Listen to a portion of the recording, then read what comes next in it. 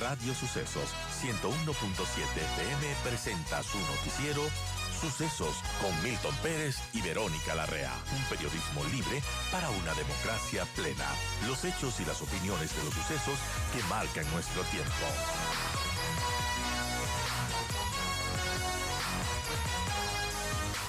Bueno, por un lado tenemos a esto que está pasando, ¿no? La fiscalización a los temas de corrupción con la justicia, con el sistema de salud, estas declaraciones fuertes que hace Daniel Salcedo, sentenciado, quien está pagando cárcel, pero bueno, ayer mencionaba sobre el crimen de Fernando Villavicencio, fue, bueno, bastante interesante, pese a que es alguien que está procesado por la justicia, escuchar todo lo que mencionaba y ojalá el crimen de Villavicencio se esclarezca, pero en todo caso, en toda esta política convulsa también está, bueno, la situación de RC, que como oposición diría yo que ha sido casi anulada prácticamente, pero bueno, todavía está vivita y coleando. Un presidente que ha enviado leyes que han sido aprobadas, pero que ahora le llueven demandas de inconstitucionalidad. ¿Qué podemos decir del momento político actual, Sofía? Bienvenida, gracias por acompañarnos en esta mañana. Y bueno, ¿cuál es su análisis, su diagnóstico de las múltiples aristas que nos llevan a, bueno, a pensar el momento político actual que estamos viviendo en medio de esta crisis de inseguridad, también crisis de empleo, económica, y de un presidente que, bueno, pese a todo, ha tenido de alguna manera un respaldo amplio de la ciudadanía y también que sigue consiguiendo victorias en el legislativo, aunque las leyes, como mencionaba, aprobadas, le llevan demandas de inconstitucionalidad. Bienvenida nuevamente, Sofía Cordero, y gracias por acompañarnos. Hola, Verónica, buenos días. Es un momento un poco desconcertante porque estamos invadidos o inundados de buenas noticias, en algún sentido desde el gobierno, ¿no es cierto? Un gobierno que tiene los arrestos, que tiene la voluntad política, que no se frena frente al crimen organizado, que pone en su lugar a una oposición que en la Asamblea ha hecho, ha hecho costumbre, digamos, del bloqueo político, el boicot político, ¿no es cierto?, que se llevó por delante al gobierno de Guillermo Lasso de manera tan fácil y tan absurda, ¿no es cierto? Creo que hasta ahora no logramos explicarnos cómo el gobierno de Guillermo Lasso llegó, ¿no? Llegó a donde llegó, pero si vemos los acontecimientos, entonces decimos, bueno, el gobierno de Daniel Noboa aprendió que la voluntad política, ¿no?, tiene que atravesar otras acciones y la comunicación, etcétera. Pero digo desconcertante porque detrás de todo eso nos vamos encontrando también con cuestiones que nos llevan a preguntas, ¿no?, que como sociedad civil, como analistas, como periodistas, como académicos, etcétera, tenemos que hacernos para ver, para ir pisando, digamos, para ver dónde pisamos, hacia dónde vamos como país, como democracia, ¿no?, hacia dónde va nuestra política. Y doy ejemplos clarísimos. Tú ya has mencionado las leyes, ¿no es cierto? Unas leyes que sin duda responden, ¿no es cierto?, a un ánimo de la necesidad de actuar rápido, la necesidad de tener reformas que nos destraben esta situación, este empantanamiento en la justicia, en lo político, con los partidos, en la corrupción, etcétera. Pero luego vamos viendo que por cuestiones de forma, pero también de fondo, nos llueven las demandas por inconstitucionalidad. Entonces parece que vamos corriendo y luego nos frena la realidad. ¿Y cuál es la realidad? La realidad es un sistema constitucional, ¿no?, en el que seguimos atrapados, pero seguimos atrapados de manera negativa y de manera positiva. ¿Cuál es la negativa? Un sistema constitucional heredado de Montecristi que está diseñado para justamente tener mecanismos de poder en donde el presidente puede intervenir, ¿no es cierto? Puede desdibujar la independencia de poderes, puede desdibujar la transparencia. ¿Por qué digo esto? El Consejo de Participación Ciudadana, ¿no es cierto? Ya nos damos cuenta que va a ser utilizado y que puede ser utilizado por cualquier gobierno con las intenciones que el gobierno tenga. Hasta ahora han sido malas. ¿Por qué digo malas? Porque desvirtúa lo que en un momento fue la salida, ¿no es cierto?, a la politización de la justicia, a la politización de los entidades de control, ¿no es cierto? Fue una salida y terminó hundiendo más, politizando más desde el Ejecutivo. ¿no? Además, desde una sola postura, no desde los varios partidos, que por último sería preferible. Entonces, este Consejo de Participación desvirtúa además los concursos, porque son concursos que ya, pensemos en el concurso ahora para el Consejo de la Judicatura, Y ¿no? Habría que participan también. preguntar a los Ah, jueces, a la gente de la función judicial, si cree en ese concurso hoy, a la fecha de hoy, viernes, ¿no es cierto? Viernes 18 de julio. Es un concurso que tiene todavía legitimidad, no sé, para unos sí, para otros no, quizá. Pero cuando el concurso que da origen a un mecanismo tan importante como el que rige la justicia está en duda o está en entredicho, entonces lo que estamos viendo, lo que estamos haciendo es hundiéndonos más en esa debilidad democrática, en esa debilidad institucional, ¿no es cierto? Entonces, en otros aspectos de las leyes, por ejemplo, nos vamos topando con que las demandas de inconstitucionalidad pueden echar abajo no solo buena parte de una ley en particular, sino a toda la ley como cuerpo. así es. Entonces, ¿qué? Estamos regresando, estamos dando dos pasos hacia adelante y tres pasos hacia atrás, ¿no? Y digo también los límites constitucionales, por un lado son malos, porque vienen de una constitución que tiene que ser, digo yo, no solo reformada, sino echada abajo, ¿no es cierto? Pero también son buenos porque nos recuerdan que vivimos en una democracia, que vivimos, que tenemos que pensar en la división de poderes, Por ¿no? Que supuesto. tenemos que pensar en los derechos de los ciudadanos, en los más básicos, en las libertades, en la libertad de expresión, en la libertad en el derecho a la privacidad. Entonces, estamos un poco, creo que es un buen punto de partida para seguir haciéndonos preguntas, ¿no? Oh, me punto de partida porque además, claro, parece que a veces el autoritarismo podría ser la única vía frente a todo este tema de la desinstitucionalización, de la inseguridad, de la corrupción, de que, bueno, hay infiltrados por el crimen organizado por todo lado, por toda entidad, y eso, claro, obviamente resulta complejo porque muchas de las soluciones no son democráticas o tal vez intentan pues concentrar el poder en el presidente, en el mandatario que esté de turno, en este caso con estas últimas leyes, por ejemplo, la de inteligencia, hay muchas preocupaciones en torno a la privacidad, a los derechos de privacidad de la gente. Entonces, frente a eso, claro, por un lado tienes una amenaza que es la lucha contra el crimen organizado, la infiltración de estas bandas narcoterroristas en el Estado, en la fuerza pública, pero por otro también tienes los derechos de la gente, la democracia, el respeto a esta independencia de poderes, ¿no? Y allí es complejo dar soluciones a los problemas que estamos afrontando ahora mismo. Y, por ejemplo, es preocupante, digamos que el gobierno ha optado por la mano dura, ¿no es cierto? Y me parece que como sociedad, como nación, como colectividad, hemos dado un paso o hemos dado un voto de confianza, ¿no es cierto?, hacia ese modelo. Ok, hemos optado por el modelo de mano dura. Ahora, dentro del modelo de mano dura también hay matices, ¿no es Claro. cierto? Hay distintas posibilidades. Entonces, yo creo que es el momento de analizar en qué medida, hacia dónde estamos dando los pasos y qué posibilidades estamos abriendo y cuáles estamos cerrando.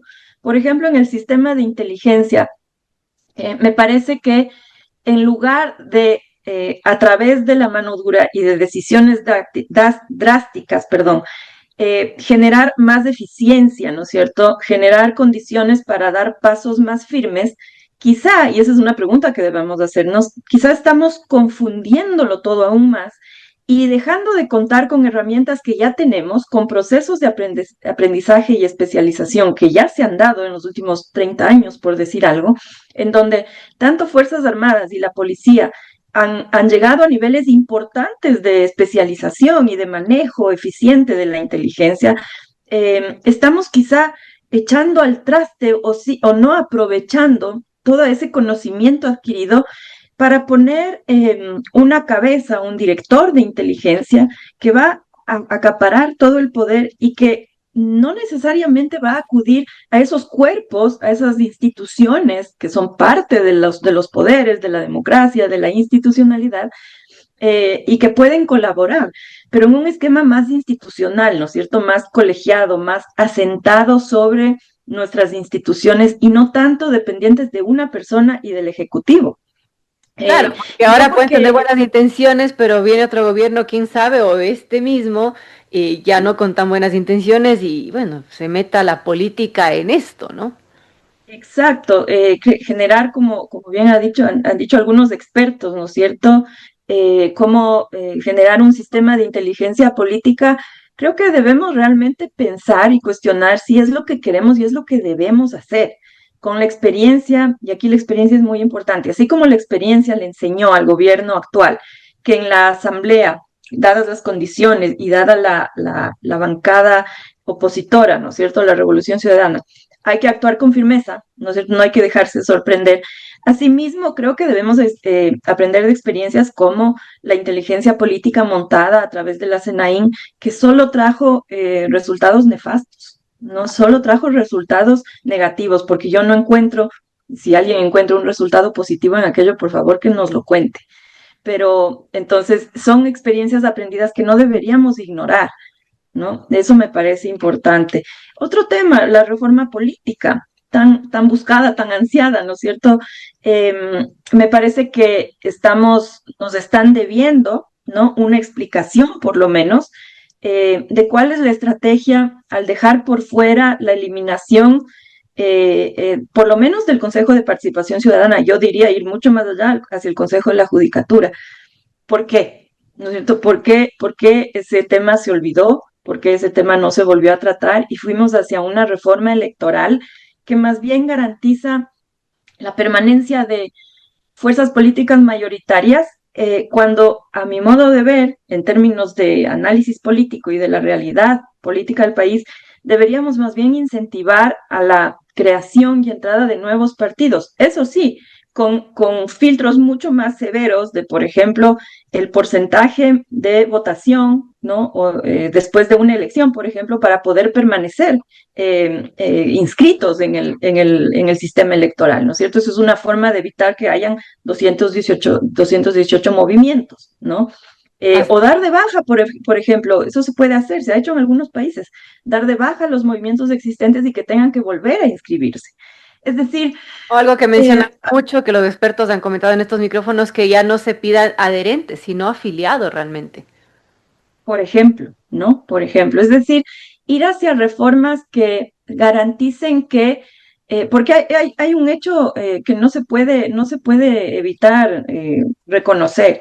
La existencia es decir, la Revolución Ciudadana, ¿no es cierto?, como partido opositor y como principal fuerza política, segunda fuerza política en el Congreso y en el país, debe ser ya de alguna manera superada, no en el sentido que no debemos hablar de ella, porque no, porque existe, porque ejerce el poder desde sus lugares, sino porque tenemos que renovar la política. ¿Y cómo vamos a renovar la política si no damos entrada a nuevos movimientos y partidos? Yo veía ayer la inscripción, la iniciativa de Wilson Merino, y esto no es porque yo esté haciendo propaganda a ninguna tienda política, pero de la creación de un nuevo movimiento local, ¿no es cierto? Que me imagino que tiene intenciones electorales para las elecciones locales que se vienen.